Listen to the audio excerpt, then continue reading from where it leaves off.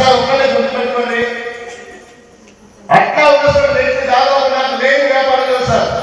పేదరికం నుంచి వచ్చిన కసిగా మా అమ్మ నాన్న కష్టపడి మమ్మల్ని ఇంత పెద్ద చేసింది కదా.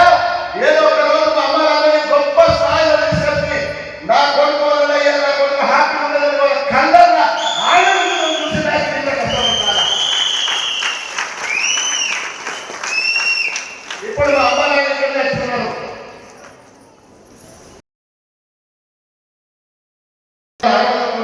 అంటే అప్పుడు మానవ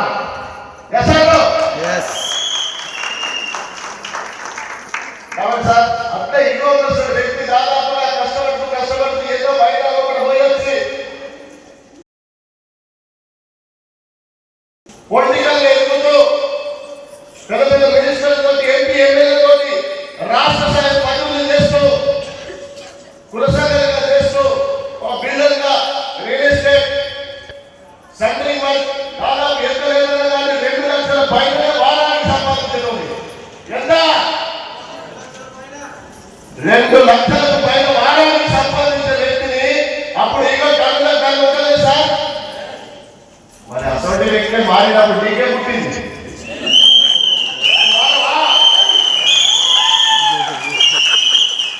డైరెక్ట్ చేస్తుంది. ఓ అంటే దాని పోలీసు వాళ్ళు అడ్డా ఉన్నది, డిపార్ట్మెంట్ అడ్డా ఉన్నది, ఎవరైనా తోపు చేస్తే గబా వేసింది.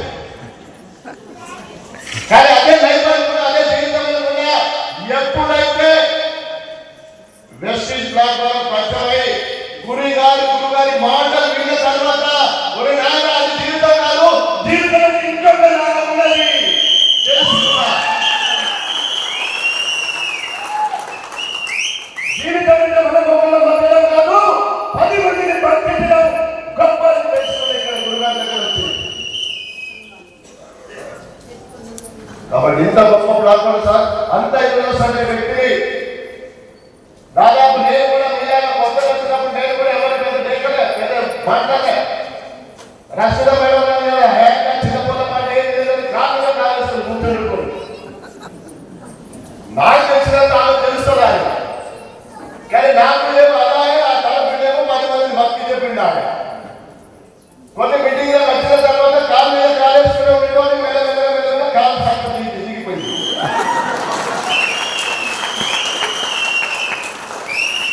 కాలు ఆటోమేటిక్ గా తెల్లకుండా మాట్లాడి వివిధకుండా కాలు దిగిపోయిన తర్వాత ఇలా కాలు వచ్చింది.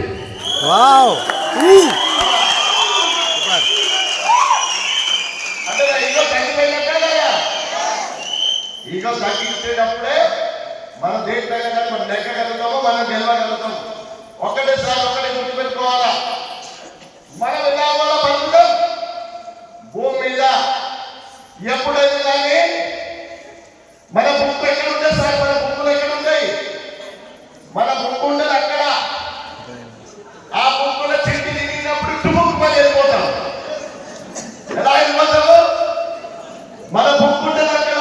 బుక్ ఇంట్లో చూడగానే మన చిట్టి చిరిగిందంటే అమ్మాయి చెప్పము, భార్య పిల్లలకు చెప్పము, స్నేహితులు చెప్పము, వెళ్ళిపోతూనే ఉంటాం.